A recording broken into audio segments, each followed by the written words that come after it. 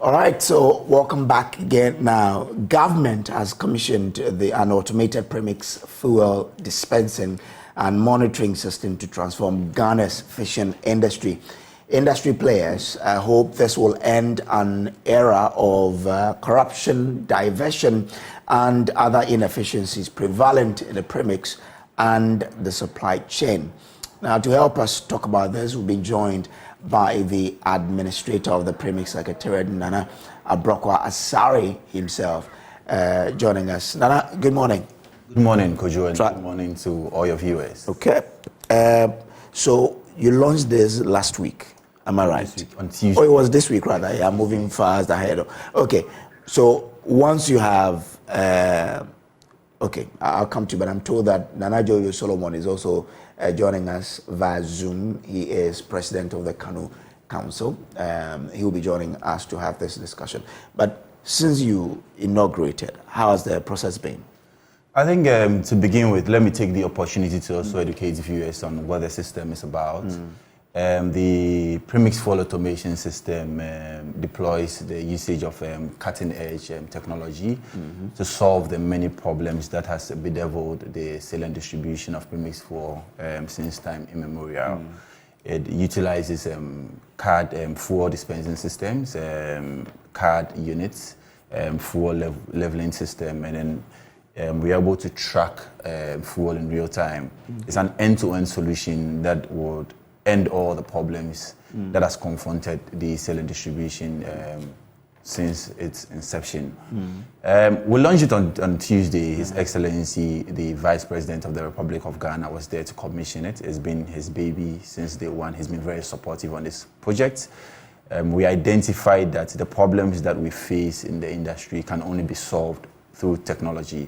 And I'm happy that this has moved from paper and we can now see projects dotted across the country. We have 300 landing beaches across the country. As I speak to you now, we have about 50 that have been fully completed. Hopefully by next year, we'll fully automate all sites. And we believe that is a step and the right way to go. Fishermen have been very, very supportive. They've been very happy.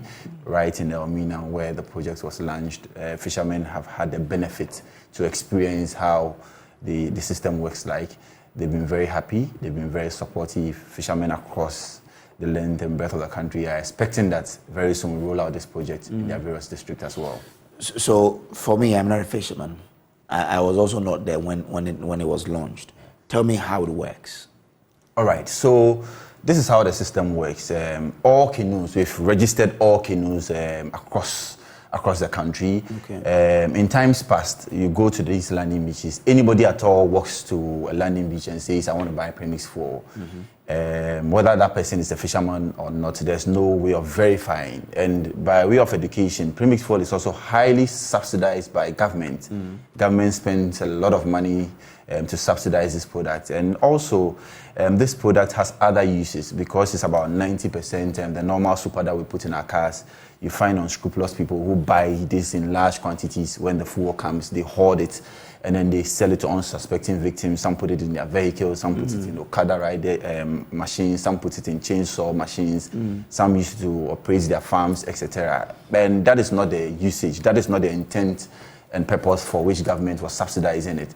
So what happens is that it always creates artificial shortage.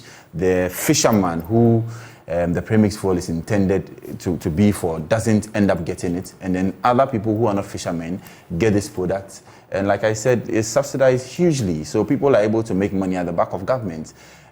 So this system would eradicate all of these middlemen and these connection men that we call them from the system, because every canoe owner now will have a card. So without a card, you can't dispense fuel. You have to go, and these are modern systems. They're like mini filling stations where it has fireproof systems, etc. So we've deployed cutting-edge technology to solve the many problems that we have. Previously, we've had incidents of fire, people burning left, right, center, people go and buy premix and put it in their rooms and all of that. This is now going to be a thing of the past. So I saw the Vice President swap a certain card. Yes. Does it mean that if I'm a fisherman, I go there, I swap my card, and I punch in how much I want to buy? Or? Exactly so. So you get there, we are going to load, we are going to do what we call a quota system. where fishermen are going to be given quotas for the month. You know, because it's a subsidized product, you can have it in as much as you want, because if you have so much and you don't know what you want to use it for, that is where the temptation is there for you to go and sell or divert and use it for other things other than fishing. There's also a phenomenon called light fishing, where it's against the fisheries laws, where fishermen put this Premix Fuel in their generators, which is also illegal. So, for example, a fisherman would need, let's say, about 2 drums to go for his fishing expedition, but because of this light fishing, he may need 4 drums, and all of this contributes to the many problems that we have. So, without a card and without your quota, you will not be able to get the fuel. So we are working closely with Fisheries Commission. The registration has been done. We are vetting the list to make sure that we don't get people who are not fishermen to have these cards, to make sure we have a smooth process as far as this system is concerned. Let me bring in Nana Jojo Solomon. Nana, so I mean, you are the ones who are the forefront of this because you are the beneficiaries. Tell us, how has this really changed your operations? Thank you. I think Nana Abakwa has said a lot of the goodies about the automation intervention. Yes, because we've been grappling with, people who are, sort of cashing in on the Premix Fuel, which is the sole prerogative of the artisanal fishers, both inland and marine, where you find people from all walks of life, all cashing in and making huge profits out of the product because of the heavy subsidy, like Nana rightly said. And therefore, fishermen are always complaining that we're not getting fuel. We have to end up buying fuel from ex-pump, like the regular pumps in town, and then we'll have to mix it and then find our way out there. And we intend to give the what do you call it? We transfer the huge debts incurred to the consumer. Hence, the price of fish on the market is constantly escalating. So this has come as a game changer.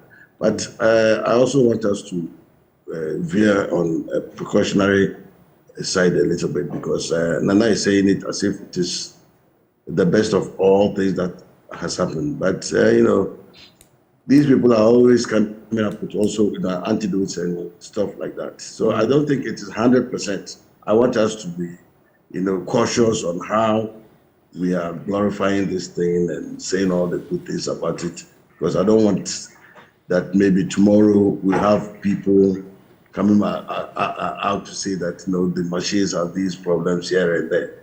But I think so far, through the demonstrations we've had and everything, it's kind of about 90% okay with that, which is perfect. You understand? Yeah. We're having issues with political sympathizers, party people, party functionaries, some MMDCs, in the name of protocol.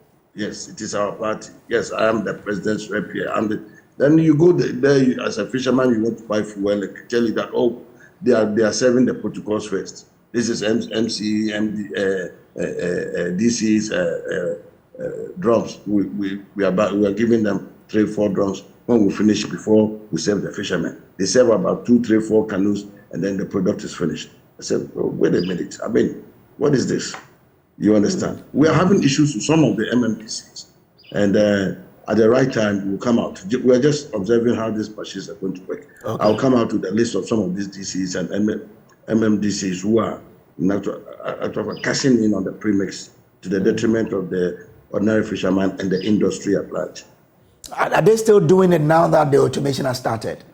Oh, the automation has just started. I mean, it is starting with Almina. So far, it hasn't trickled down to many of the fishing communities or the landing sites. Okay. And very soon, I'm going to name some of the MMDCs, because they are the core. Because if they in the leadership role do these things, then it gives the impetus for all others to also join. You understand? But I don't think that they are above the law. No, they are not. So since it started in Elmina, tell us how the experience has been. What are the fishermen telling you? Oh, it's fantastic. It's fantastic because even before the machines came, fishermen were doing fishermen in. It's ordinarily containers that were taking 70 gallons cannot even take 50 gallons now, meaning that the buckets they were dispensing the fuel with were so tiny in the name of 1 gallon, and maybe it is about 3/4 of a gallon. Okay. So before you realize you bought 70 gallons, and and the same gallon, when you take it out to the ordinary filling station, 50 gallons and it's full. So when these machines came and we kind of piloted it, we realized that, wow, 50 gallons and the containers are full. So the fishermen applauded it, and they realized that, yes, if you hear any fisherman talking about anything ill about the machine, then he's one of the black marketeers. Okay. I mean, and I'm sure this is joy to your ears that the fishermen have already started to say we are happy with it. Exactly. And if people complain, then they are one of the black marketeers.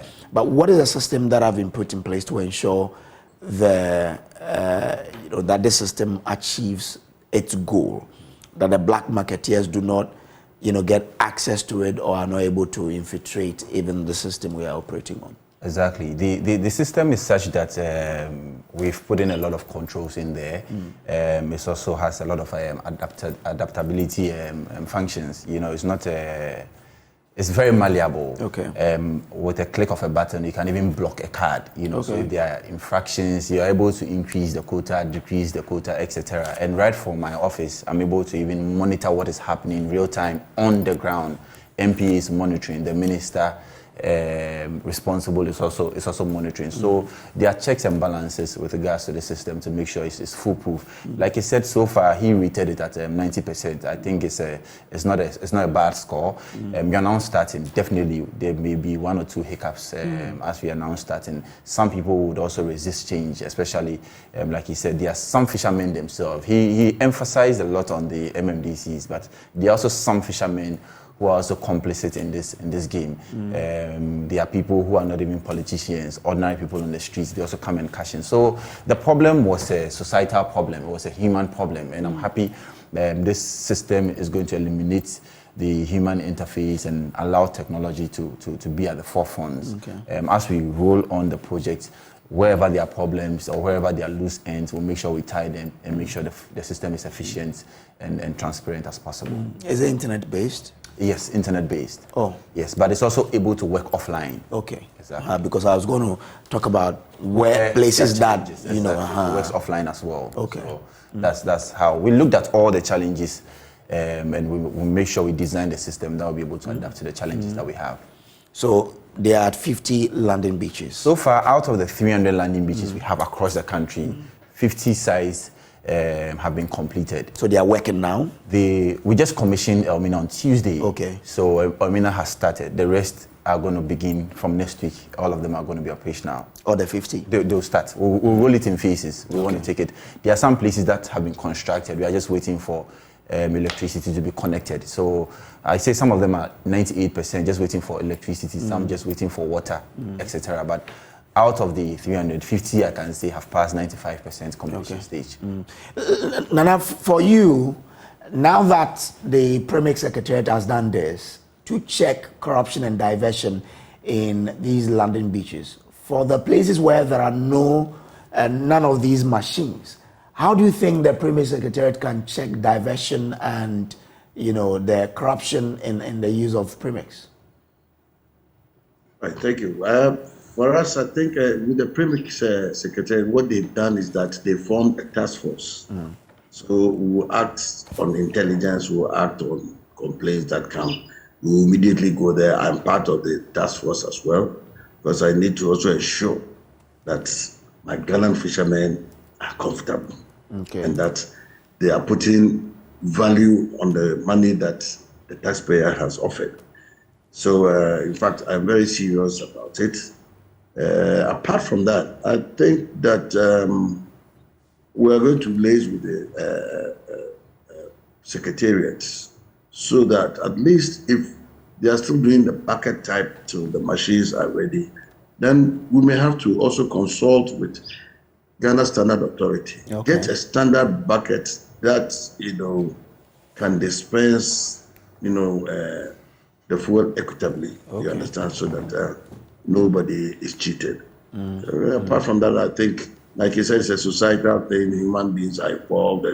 But my emphasis is on the MMDC because, if they do it, then it gives everybody the right to do it as well because they are supposed to be there to check the public purse. Okay. So, but if they are personally involved in these things, for me, I see it as a big problem.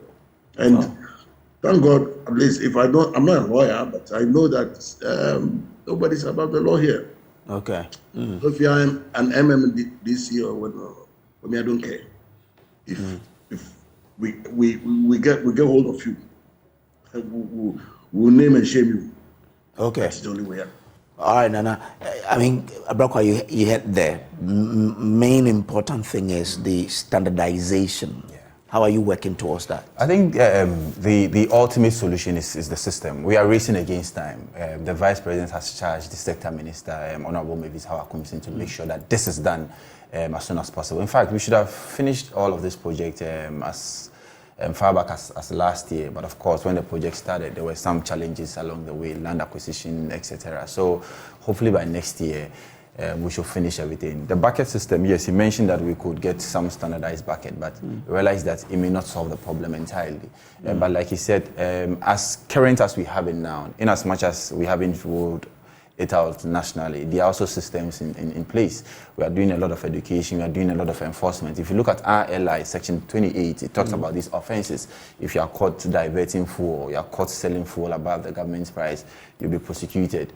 Some people have been jailed 2 years, some people have been fined, sure? etc. How many people have been jailed? As far as I'm concerned, I think since I took over office, we've had about 5 people who have been jailed on this issue. Some have been fined, and it's happening. We even have cases in court as we speak now. So there's a lot of prosecution happening on the. What's the level of these people that you've jailed them? Because usually the big fishes are sacrificed at the expense of the smaller fishes. For me, sometimes I even think that the law as we have it now is not even punitive enough. Some of the fines, you realize that if you look at the level of infraction and you look at the fines that are even meted out to these people, I think sometimes they're not even punitive enough. But for me, I'm looking at how we can even stop the problem. That is where our mind should go to. It shouldn't even happen for us to go and fine. We spend so much money on enforcement. We spend so much money and time going to court. A judicial process, you'd have to go to court sometimes for 6 months, etc., only for someone to be fined, let's say, 2,000 cedis, 3,000 cedis, etc. So I think this system seeks to stop it entirely from happening, and that is what we are committed in doing. Nana Jojo Solomon, last time a fisherman was telling me that the issue about Premix not coming to the landing beaches is still an issue that we grapple with. Is that a thing? Sorry, come again. I was asking about the availability of Premix. A fisherman was telling me that still they do grapple with the issue of no Premix fuel at the landing beach. And I'm asking whether, because you represent the fishermen, whether that is the case, and if that is it, what could probably be contributing to it? Yes, like we said, there are a lot of leakages in the system. Leakages in the sense that Premix Fuel, I think the Honorable Minister said it on Tuesday, the day of the inauguration, that sometimes the fuel even doesn't get to the destination, doesn't get to the recipients. It finds its way somewhere. This card, I believe, is a game changer. But again, I also want to be precautionary because, you think you've gone and come, somebody else gone and come and sleep. These people will never sleep. They will never rest on their horse. They will try to hack the system and everything. That's why I was telling Nana Abrakwa that you shouldn't let it sound that it is 100% foolproof thing for Ghanaians to say that today too, what is it about Premix?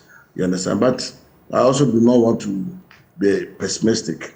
believe that, yes, this thing will go a long way to alleviating the problems that confront the ordinary fisherman.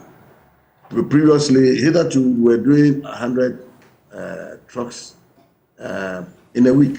Okay. And we're all getting it. Now we're doing about 250 trucks in a week, and the fishermen are not getting it. Hey. So what is it? But then intelligence is telling us that, look, the fuel finds its way in so many different places. So we have issue. We need to police the product from Tor.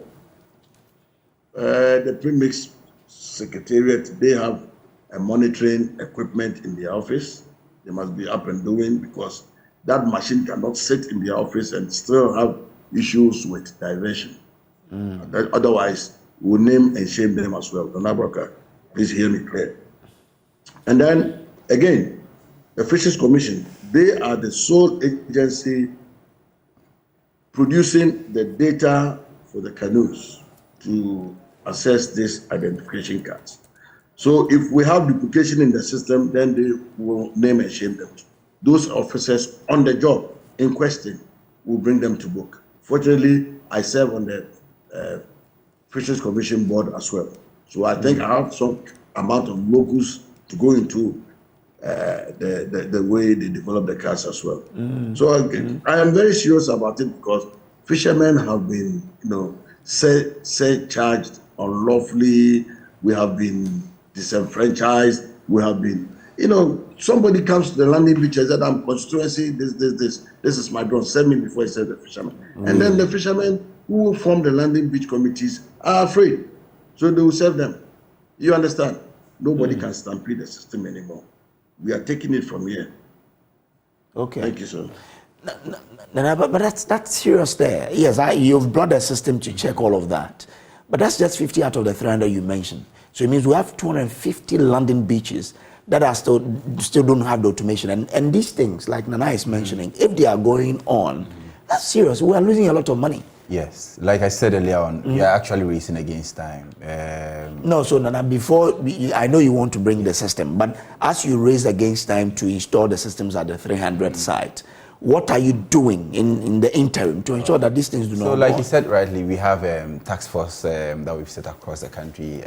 Honorable Mr. Jojo Solomon himself is a member of the task force. He seems to want to name and shame everybody aside the fishermen themselves, who are sometimes also very complicit. Like I said, it's a societal problem, it's a human problem. So when he's naming and shaming, he should also remember the fishermen who form the landing beach committees. The chief fishermen are the chairmen of this landing beach committee systems. There are instances where even chief fishermen even connive with these middlemen and then sell and then make profits. So it is an entire system. We all have to make sure that we are up and doing, we are checking the system in as much as we wait for the rollout of all the 300 landing beaches. We engage with the law enforcement agencies. We make sure that we crack the whip where need be. There have been instances where we suspended landing beaches from receiving fuel because of some more practices that we have cited, etc. So we need to work more as we also push the technology forward. Have you also thought about the remuneration of these coordinators as to be the contributory factor towards the diversion of this, and how you can tackle it from that angle as well? I think they are well remunerated. Really? I don't want to mention names, but I'm from a coastal community, right. So I also do speak to some of them. I mean, the stories I hear, if you have someone like that serving as a coordinator and you pay them those amounts, it serves as a window for them to then engage in some of these things. For me, I think they're well remunerated. But you see, no matter how much you are paid, you should also look at the morality of the job that you are doing. Okay. There are times where we need to put a nation first. Nation building is a consensus effort. It takes the responsibility of everybody. We have to do our part. These coordinators would also have to do their part. So I think it doesn't give a reason or an excuse to perpetuate any illegality. There have been instances where people are paid thousands of cedis, they still end up committing some infractions. So I think it has to do with morality and doing what is right. And like Mr. Jojo Solomon said, we will not hesitate to crack the whip, we will not hesitate to name and shame. That is where we need to go from here. In as much as we are putting this technology in place, as we wait to roll out, anybody who is found corporate, because if you look at the LI, the sanctions are very clear, the laws are very clear. We will not hesitate to crack the whip on anybody who is found complicit in this game. Nana Jojo mentioned 250 trucks a week. Yes. But still, some do not get to. So if you study, where do they get to? Because he said they get to other places. I think he got the figures wrong a bit. We've also had some challenges. You know, this fuel issue is a global problem. It's not only a Ghanaian problem. If you look worldwide, last year, for example, you realize how fuel prices were skyrocketing. And I told you that governments puts in a lot of money into these subsidies. If you compare even the figures last year and the previous year, last year we couldn't lift as much as possible because of global economic difficulties, because the prices had doubled and quadrupled. The BDCs were struggling to even bring fuel into the country, and all of this affected our operations. TOR also had its fair share of its challenges. Just last year, 2 weeks, the president taxed TOR to fix some of the technical and operational challenges that they have. So until all that is fixed, some of these challenges will continue to fester. So we are looking at solving the problems holistically. Make sure TOR is working, make sure the BDCs are also working, make sure we also insulate them from forex losses, etc. So we are tackling the problem in entirety to make sure that at the end of the day, fishermen get the right amount of fuel to go for their fishing expedition. Okay, thank you very much. Nana Solomon, before I let you go, your final words. My final words is as simple as this. You know, I am not holding brief for the recalcitrant fishermen. No, I will never do that. Like he said, it's a societal thing, it's a human thing, and therefore, what we are saying is that we are going to name and shame. Currently, if you ask Nana about, I am supposed to be doing, some kind of work on a particular DC. I don't want to mention her name on air. And that, Nana, I've been calling you back and forth. If care is not taken, then I may have to divulge this in the public domain, which for me, I think is not good enough. So today, as early as possible, Nana, give me the audience. Let us deal with the problem with the DC and get things moving. Otherwise, we are also asking fishermen that, they should applaud the government. This is a government that has come to ensure that fishermen, are rightly supported. Look at the landing sites, the fishing harbors. Look at the mitigation measures like overcapacity. We are trying to establish a moratorium where, we will not accept any more canoes because of overcapacity and overfishing. We have the close season. All these things so that fishermen whose sole job that we've ever known is to fish, the marine capture fishery, which therefore we must protect. And therefore we must also applaud government for all these things, and then also make sure that the Premix Secretary does a better job. Sure. What has this DCE done? The one you don't want to mention the name, and why don't you want to mention the name? What has she done?